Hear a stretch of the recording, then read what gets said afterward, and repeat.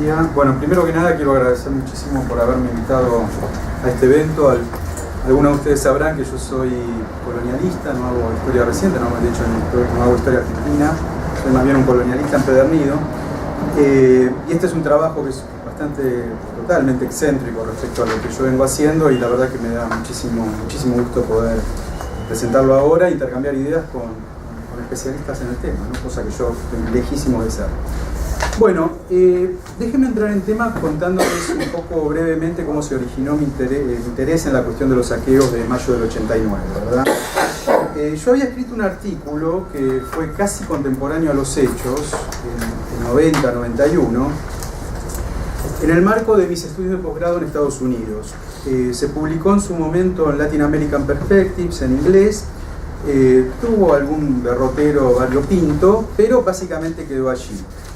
Y de hecho no volví a mirar el texto por mucho tiempo, hasta que retomé el tema, en principio con la idea solamente de traducirlo, a raíz de un proyecto de hacer un libro sobre la historia de los saqueos en la historia argentina, ¿verdad?, que apareció por Siglo XXI el año pasado junto con mi colega Gabriel Di Meglio. Bueno, el resultado de esta cosa que empezó siendo traducción y terminó siendo algo totalmente distinto, fueron dos artículos, uno bastante extenso, incluido en el libro, y una versión muchísimo más sintética que apareció en Historia Social de España. Ahora bien, cuando hace 2 o 3 años empecé a revisar la bibliografía que había disponible sobre el asunto, no la había seguido para nada, me llamaron la atención 2 hechos, o 3 hechos. Primero, que no había nada específico sobre los saqueos del 89, ¿no? O muy poco, algún articulito perdido por ahí.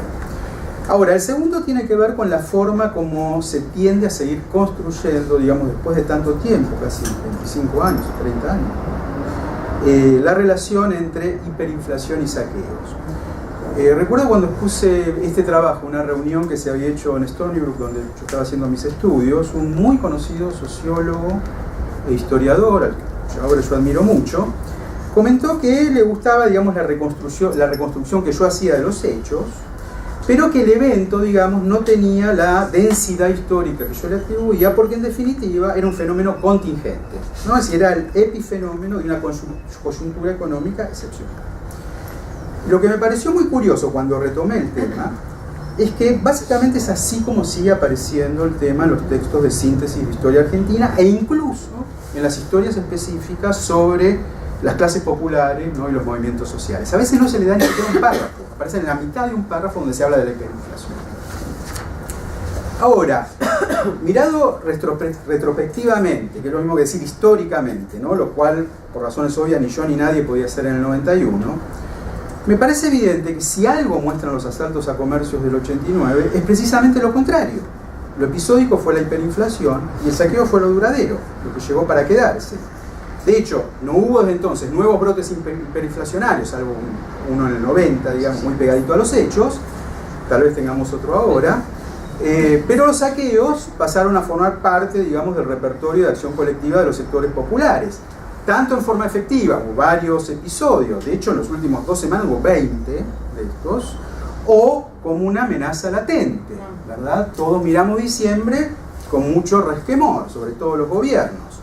Carolina Stanley, por ejemplo, la ministra estrella que se convirtió en este gobierno, no es casualidad, declaró el viernes, hace 3 días, trabajamos todos los días para la paz social y que no haya saqueos. Hay algo en la práctica del saqueo, en las imágenes que conjuran de hambre, de caos, de desgobierno, de ataques generalizados a la propiedad, mujeres y chicos enfrentando a las fuerzas de seguridad, etcétera, que lo han convertido en una especie de espada de Damocles, digamos, para los sucesivos gobiernos. Prevenirlos no es un problema de sensibilidad social, yo creo que nadie puede acusar a este gobierno de sensibilidad social, es una acusación que vaya a volar mucho, sino de supervivencia política. Y todo esto tuvo un comienzo bien preciso, mayo de 1989.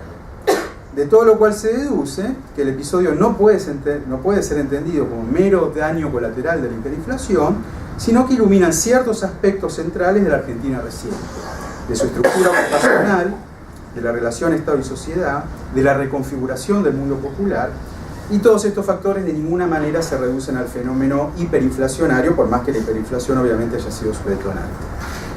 El segundo hecho que me llamó la atención, uno de los enfoques actuales, digamos, sobre el tema, tiene que ver no con la relación hiperinflación y saqueo, sino con la relación saqueo-saqueo, es decir, con la relación entre 1989 y 2001. Creo yo que las referencias más interesantes analíticamente al 89 provienen básicamente de sociólogos y antropólogos que abordan, digamos, las nuevas formas de protesta social desarrolladas en los 90, ¿verdad? Pero hay un problema, a mi juicio, con el presupuesto del que suelen partir y que en gran medida es tributario, digamos, de las teorías de la acción colectiva con las que ellos trabajan, ¿verdad? Y ese presupuesto consiste en que los asaltos a comercios del 89 y el 2001 son expresiones en espejo, gemelas, de las dos grandes crisis terminales de la Argentina contemporánea. A mí, con mi mentalidad de historiador, es decir, con la propensión que nosotros tenemos a poner los fenómenos en una línea de tiempo y a pensarlos de manera procesual, holística, multicasual, me parecían y me parecen que son cosas muy diferentes. Y esto por varios motivos de mucho peso. El primero y más evidente es que mirado desde los móviles de la acción colectiva, 2001 no es la iteración, sino la consecuencia de 1989. Quiero decir, 1989 estuvo muy claramente presente en la memoria social de los sectores populares en 2001. Para ellos, ante una crisis de semejante gravedad, los asaltos a comercio formaban ya parte del menú de opciones. Eran, en la medida que los saqueos pueden serlo, una rutina de protesta, una rutina de contención. Yo creo que lo que define a los sucesos de 1989 es exactamente lo contrario.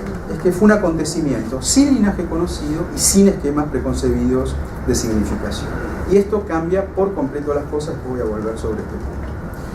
Por otra parte, en 2001, como sabemos, existían un conjunto muy amplio de organizaciones de desocupados, ¿no? Piqueteros, movimientos sociales varios, asociaciones barriales, más líderes territoriales, ¿no? Punteros, entre comillas, de diversa orientación ideológica, que en el 89 o bien eran desconocidos o bien carecían, digamos, de la centralidad que van a adquirir a lo largo de la década del 80. Dejándola de lado las explicaciones conspirativas de los saqueos de 2001, que a mí me parecen muy mal planteadas, no hay duda que todo este denso entramado social y político, o que distintos segmentos del mismo, de acuerdo a las provincias y distritos, jugaron un rol clave en la propagación del movimiento. Nuevamente, no es para nada el caso de los saqueos del 89. Y tal vez la diferencia más importante radique en lo que llamaríamos la inscripción pública del evento, es decir, las connotaciones políticas que asumen las acciones al ponerse en relación entre sí y con la sociedad en su conjunto. Lo que quiero decir es esto, es que los saqueos de 2001 fueron la consecuencia esperable, y en gran medida esperada, de una determinada configuración de la estructura social argentina.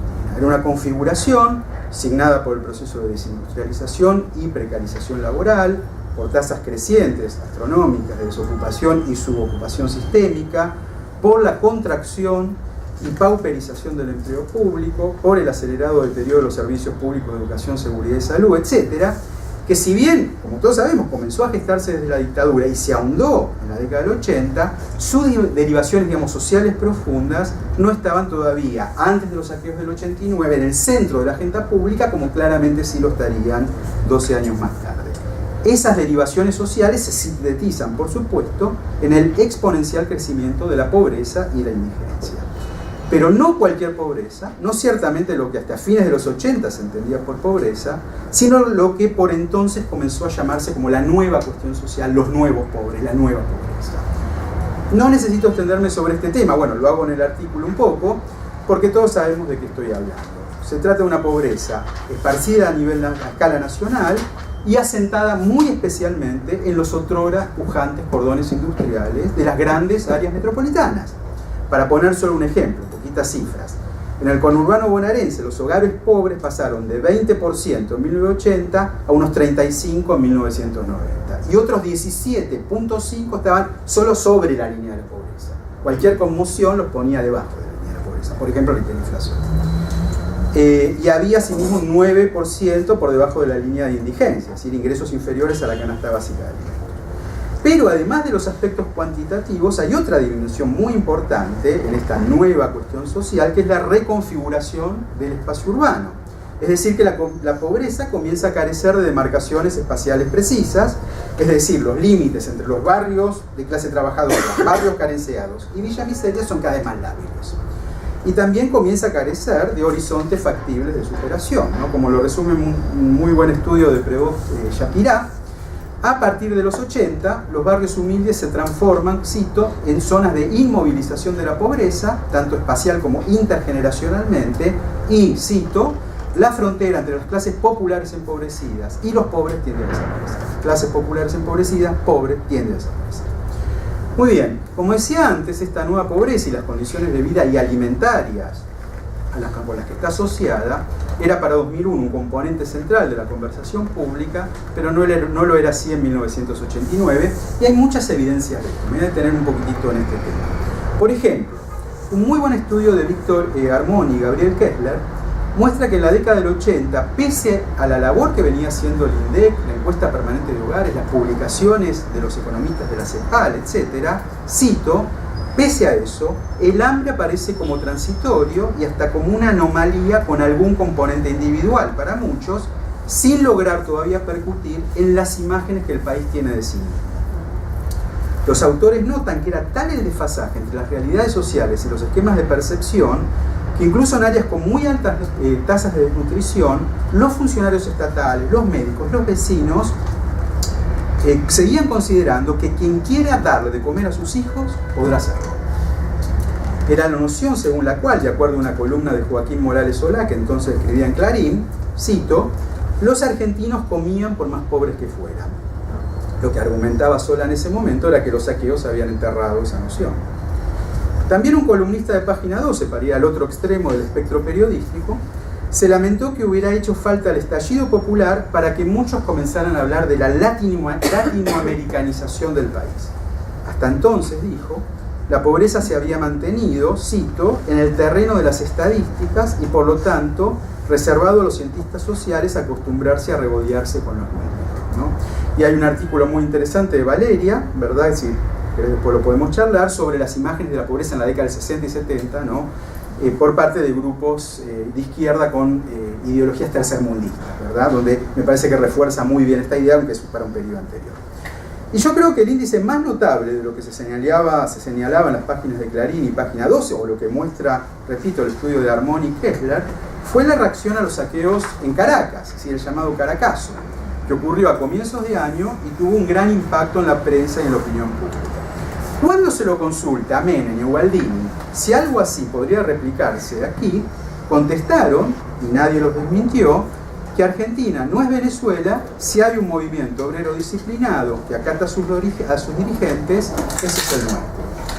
Y si bien creían, como todos, que la situación de los sectores de bajos ingresos era ya alarmante, y nadie, por supuesto, daba por descontado algún episodio violento de protesta, la palabra hambre, que es consustancial con el saqueo de alimentos, todavía no formaba parte del léxico.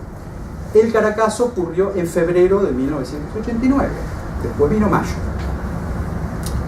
Mi argumento entonces es que cuando se analiza 1989 en perspectiva histórica, con lo cual quiero decir con una determinada metodología de análisis social, lo que surge es que lo que en 2001 es el punto de partida, en 1989 es el de llegada.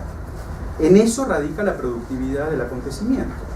Los saqueos del 89, en virtud de su masividad, en virtud de su amplitud geográfica, de tener su epicentro en los cordones urbanos de Buenos Aires, Rosario y Córdoba, sacaron a la superficie con un dramatismo inusitado que la exclusión social no podía ser ya vista como un asunto contingente y circunscripto a un sector minoritario de la población, es decir, los conocidos como los pobres estructurales, ¿verdad?, que habitaban las antiguas villas miserias, muchas de las cuales venían de la década del 30, o los focos de pobreza endémica del NOA y el NEA. Tampoco que se tratara del producto friccional propio de un determinado estadio del desarrollo industrial, una suerte de afección del progreso, digamos, o de un reservorio de trabajo funcional al sistema productivo, ¿no? La terminología marxista, un ejército industrial de reserva. Es decir, a la luz de los asaltos a comercios, y después de casi 3 lustros de desindustrialización y precarización laboral, semejantes racionalizaciones resultaban por completo inviables. Por consiguiente, lo que los saqueos de 1989 hicieron, su sello distintivo, el lugar que ocupan en la historia argentina reciente, según mi punto de vista, fue marcar un cambio de época en la discusión pública sobre la cuestión social. La misma dejó de gravitar primordialmente en torno al mundo de los trabajadores y sus derechos para comenzar a centrarse en los pobres y sus necesidades. Es decir, hogares cuyos ingresos no garantizaban la supervivencia y requerían de mecanismos extramercantiles para poder hacerlo. En este sentido, podría decirse que tuvieron lo que el sociólogo italiano Alberto Melucci, en referencia a otros movimientos sociales de la época, llamará una función profética, ¿verdad? Dice, la función esencial de estos movimientos es revelar lo que está en juego, las stakes, ¿no? Anunciar a la sociedad que existe un problema fundamental en una determinada área. El problema fundamental que los eventos de 1989 anunciaron era que la pobreza estaba en todos lados y que había llegado la hora de tomar nota de sus consecuencias. Bueno, para plantear de manera un poco más concreta la relación entre saqueos y esta nueva cuestión social, o las formas de acción colectiva vinculada a la nueva cuestión social, en los minutos que vienen voy a repasar primero brevemente, muy brevemente, las características generales de los hechos y luego me voy a detener en dos dimensiones de los saqueos que me parecen claves para pensar este asunto en términos generales. Empecemos entonces con las características generales del fenómeno. Los saqueos del 89 han quedado obviamente muy tapados por lo ocurrido en 2001, pero en verdad fue un fenómeno muy masivo. Entre fines de mayo y comienzos de junio se calcula que hubo unos 300 ataques a comercio, ¿no?, de los cuales habrían participado directamente, cifras brutas, unas 40.000 personas, directamente. El epicentro, como dije, fueron los tres grandes cordones industriales, Rosario en primer lugar, más que Buenos Aires y Córdoba. Los blancos de ataque fueron los comercios locales, es decir, las tiendas donde la gente compraba todos los días. No se detecta la participación de asociaciones de base o organizaciones barriales, mucho menos de partidos políticos. Y si bien los saqueos no son acciones individuales y espontáneas, ningún movimiento de esta magnitud lo puede ser, respondieron a redes informales, no institucionalizadas, digamos así, de parientes y vecinos. Actuaban familias enteras, con una muy prominente, y esto es muy importante, no lo voy a tratar ahora, pero es muy importante, con una muy prominente participación de mujeres, generalmente acompañadas de sus hijos. En los primeros días es muy notorio el comportamiento autocontenido de la multitud, se tendía a tomar solo alimentos, y los actos de vandalismo eran bastante limitados. Algunos comerciantes declararon que en realidad el saqueo fue la continuación, en otra escala, de prácticas que se venían detectando en las semanas previas, es decir, mujeres que se ponían comestibles en sus ropas y se iban de los locales sin pagar, pero más o menos de forma abierta, ¿verdad?, sin explicarlo mucho. O madres, y esto hay muchos ejemplos, que directamente llevaban a comer a sus hijos, ¿no?, al pie de las góndolas, abrían los yogures, la leche, se iban sin pagar. A medida que los saqueos se generalizan, se tornan multitudinarios, las cosas cambian. Empieza a haber una muy extensible participación de pandillas juveniles y grupos delictivos de distintos tipos. Y a la vez las acciones se tornan más violentas y el pillaje abarca, digamos, todo tipo de emergencias. Que cuando empiezan a verse las típicas fotos, ¿no?, de gente cargando productos para el hogar, algún que otro electrodoméstico y demás. Eran imágenes, yo diría, muy perturbadoras, porque era la primera vez que una protesta social masiva aparecía en vinculación tan estrecha con la violencia delictiva. Por supuesto que la presencia de sectores violentos no se corresponde con la imagen que se intentó instalar desde el gobierno de algunos medios. Esto es, que siempre se intenta instalar cada vez que hay saqueos, el de disturbios propiciados por la acción depredadora de bandas delictivas.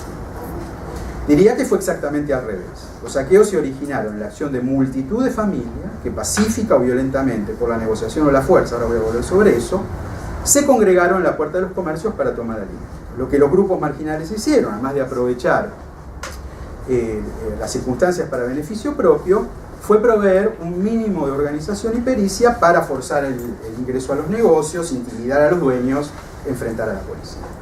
Ahora, aparte de la presencia de pandillas juveniles y delincuentes comunes, es crucial tener en cuenta que los saqueos a comercios son en sí mismos una práctica ambigua entre el mero beneficio individual y la protesta social, entendido esta última como iniciativas orientadas a promover cambios duraderos y de conjunto en las condiciones, ¿no?, de determinados grupos sociales.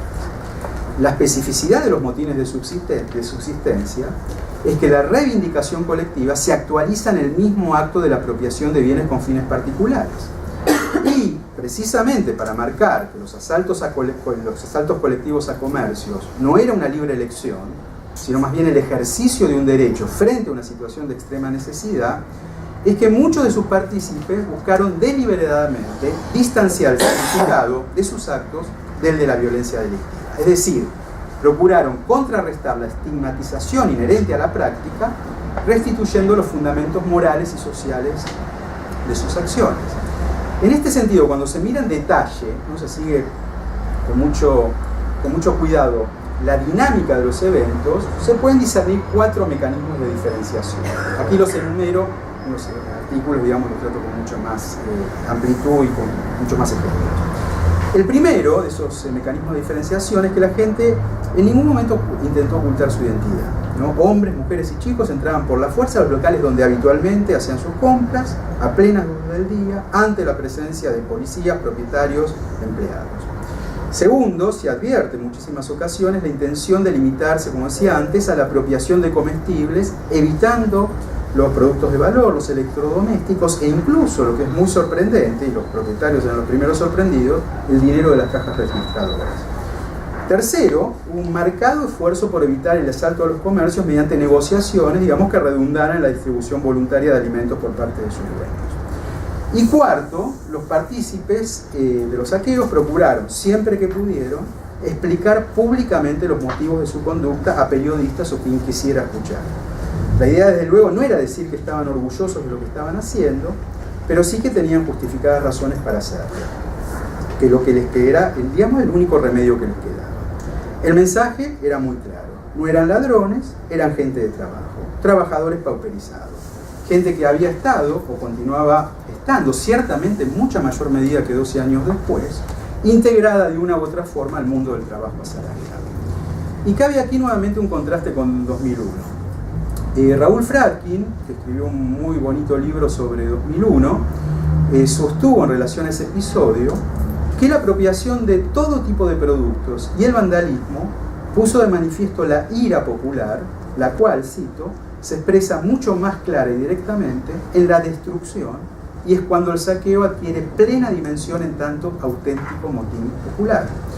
Yo diría entonces que 12 años antes fue precisamente la actitud contraria la que orientó la lógica de la protesta y, a los ojos de sus actores, la dotó de un sentido de legitimidad. La dimensión política del acontecimiento resultó de la expresión colectiva de una necesidad y de la afirmación pública del derecho a ser justicia. Ahora, claro, y este es un punto clave, digamos, podríamos pensar que el extremo pragmatismo de la demanda es un síntoma de la naturaleza circunstancial del estallido y de la limitada conciencia política de sus protagonistas. De hecho, en ciertos círculos académicos y grupos de izquierda se lo calificó como una reacción desesperada, anómica, prepolítica o incluso antipolítica. Jorge Altamira los tildó de actos delictivos, ¿no? Luis Zamora, dirigente del principal movimiento de izquierda de la época, hizo algo similar. Pero lo que pocos percibieron en la época, aunque pronto se tornaría muy evidente, es que en el intenso utilitarismo de sus aspiraciones, los disturbios por alimentos expresaban no la ausencia de política, sino la estruendosa irrupción de un nuevo tipo de política. Una política multifacética, volátil, impredecible y sobre todo difícil de encasillar a la luz de otros movimientos populares centrados en reivindicaciones de tipo laboral, ¿no?, el sindicalismo, partidarias, el populismo en términos generales, movimientos clasistas vinculados al marxismo, o de ciudadanía, ¿no?, los llamados los nuevos movimientos sociales, o por ejemplo los movimientos por los derechos humanos. Sin embargo, era una política que traducía los valores e intereses de millones de personas y que en muchos aspectos prefiguraba, aunque no encarnase del todo todavía, complejos mecanismos de movilización y de demanda que en la década siguiente aflorarían en toda su dimensión. Muy bien. ¿Cuáles son entonces esos mecanismos que conectan los asaltos a comercios del 89 con los posteriores repertorios de protesta, así con las organizaciones piqueteras, las tomas de tierra, las puebladas, los cacerolazos, etc.? Y acá hay varios puntos que analizo en el artículo, uno que tiene que ver con lo que dije antes, las cuestiones vinculadas al género, la cuestión de la territorialidad de la acción social, la cuestión del delito contra la propiedad, que es muy importante. No me voy a meter en eso, pero me voy a limitar, digamos, a 2 elementos que me parecen por lo menos importantes compartir ahora con ustedes. El primero de estos elementos, repito, que vincula los saqueos con lo que vendrá luego, el primero de estos elementos es lo que Dennis Merklem denomina la exterioridad respecto de las relaciones salariales clásicas. Y esto se puede percibir con mucha nitidez cuando se piensa en los asaltos a comercios del 89 en relación con los movimientos de ocupación de terrenos baldíos, que, como todos sabemos, comenzaron hacia el final de la dictadura y se aceleraron, digamos, durante la década del 80, primero en Quilmes, ¿no? Y después se extendieron al resto del conurbano, y por supuesto van a adquirir una enorme importancia en la década del 90 hasta hoy en día. Puesto en términos conceptuales, diríamos que ambos constituyen, los saqueos y la toma de terrenos baldíos, constituyen acciones colectivas orientadas a obtener por medio de la fuerza recursos esenciales frente a la creciente incapacidad de hacerlo por medio de los ingresos regulares. Privados del goce de bienes de primera necesidad, alimentación y vivienda, vaya si lo son, en virtud de la crisis del empleo estable y del deterioro de las condiciones de vida, los pobres no se limitarían ya a articular sus demandas a través de las convencionales expresiones de protesta y sus discursos universalizantes de derechos sociales, sino que tomarían por la fuerza sus medios de subsistencia. Es un modo de acción colectiva tanto como un modo de ser social. El radicalismo de estos movimientos no hay que buscarlo en las virtuosas metáforas de las proclamas, sino en la descarnada literalidad de las prácticas. Lo que los saqueos de 1989 consiguieron, en modo que las tomas de tierra no todavía por entonces, pero sí lo harían después, fue poner en la agenda pública la especificidad de esta política. Se sabía lo que los pobres eran, ahora estaban todos anoticiados de lo que podían llegar a ser. El segundo elemento es la naturaleza de los vínculos con el Estado. Este es un punto esencial. Es muy notable cuando se leen los diarios de la época, me estaba acordando en relación a tu ponencia, como al mismo tiempo que la CGT estaba enfrascada en discusiones sobre aumentos de sueldos, salario mínimo, congelamiento de precios, etc., los pobladores de los barrios pobres se dedicaron a emplazar a los poderes estatales mediante el propio lenguaje del saqueo, pero también de las declaraciones explícitas de sus protagonistas, expongo varias en el artículo, los emplazaba al Estado a tomar directamente en sus manos la provisión de alimentos. Lo que los asaltos a comercios visibilizaron fue que las discusiones en torno a los ajustes salariales, ¿sí?, el tradicional terreno de las pujas distributivas en Argentina del siglo XX, no contenían ya la realidad de la pobreza. El mensaje era claro e insoslayable. Los programas asistenciales debían ocupar un lugar separado y permanente de las políticas gubernamentales a todos los niveles, nacional y subnacional. Las instituciones de protección laboral debían complementarse con planes sistemáticos de contención social. Carolina Stanley. Contrario a los presupuestos del Plan Alimentario Nacional de Alfonsín, esto es un tema que merecería ser tratado con más detalle, contrario a los presupuestos del PAN de Alfonsín, el hambre era un problema comunitario y era un problema endémico. No podía seguir siendo tratado a escala individual o familiar o como un mero resabio de la dictadura. Como dice Hobsbawm de los motines de subsistencia preindustriales, los saqueos funcionaron como una negociación colectiva por medio del disturbio, paritarias por otros medios, digamos. Y lo cierto y lo notable es que la negociación resultó extraordinariamente exitosa. Incluso antes de que los saqueos se acallaran, en la mayoría de las provincias, hubiera habido o no estallidos de violencia, se pusieron en pie múltiples planes asistenciales, tales como comedores sociales, subsidios a escuelas para ofrecer alimentos a sus alumnos los 7 días de la semana y a sus hermanos también, bolsas de alimentos, cupones alimentarios. El 2 de junio, cuando todavía había gente saqueando, la legislatura de la provincia de Buenos Aires, Cafiero, sancionó una serie de impuestos que permitían al Tesoro Provincial financiar los gastos sociales de manera estable, en una partida presupuestaria. Poco después, todos sabemos esta historia, se creó el tan meneado Fondo de Reparación Histórica para atender las necesidades sociales de los municipios del conurbano de Buenos Aires y La Plata. Lo que todo esto significa es que la larga y arrevesada historia de las políticas sociales permanentes y en gran escala se había puesto en marcha. Los catastróficos efectos de la convertibilidad harían el resto. Pero lo que la primera ola de saqueos hizo fue exponer que los mares de indigencia en los que se habían convertido los cordones industriales debían ser objeto especial de atención por parte del Estado. Eran millones de personas excluidas sin esperanza del mercado laboral estable, no una superpoblación relativa funcional al sistema productivo, sino lo que el sociólogo alemán Ralf Dahrendorf definió gráficamente como los que están de más, los que no se necesitan. El resto puede vivir sin ellos y le gustaría hacerlo. Lo que a partir de mayo del 89 ya no se podría hacer es hacer como que no existían.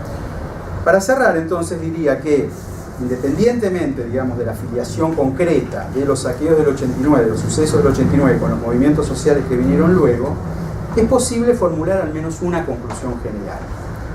El estallido masivo de saqueos fue una poderosa arma de reconocimiento, no solo de la extensión de la pobreza, sino también del sentido de identidad colectiva de los pobres mismos.